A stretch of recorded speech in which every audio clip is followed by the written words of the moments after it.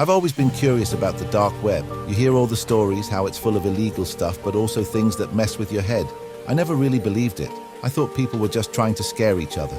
But one night, I decided to check it out for myself. It was late, I was bored, and I figured, what's the worst that could happen? So I downloaded Tor, turned on a VPN and started browsing. At first, it was just the typical weird sites, sketchy markets, strange forums, nothing too crazy. But then I came across this link buried in a random thread.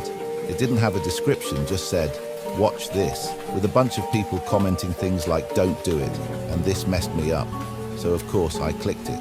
A video opened up, just a blank dark room with this old flickering light bulb. At first nothing happened.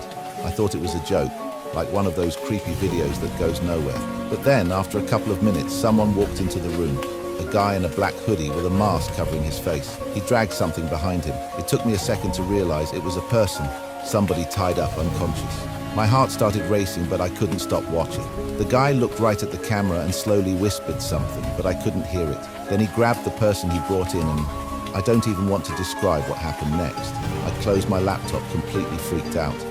I tried to convince myself it was fake, just some messed up film. But then I started getting weird emails, just blank messages from random accounts. And every time I opened them, I'd hear static or faint breathing. A few nights later, I woke up to a knock at my door. It was 3 in the morning. I didn't answer it. But when I checked my phone, there was a picture of my front door, taken from outside. I moved after that, deleted everything. I don't talk about it much, but I'll never go back to the dark web again. Some things you just can't unsee.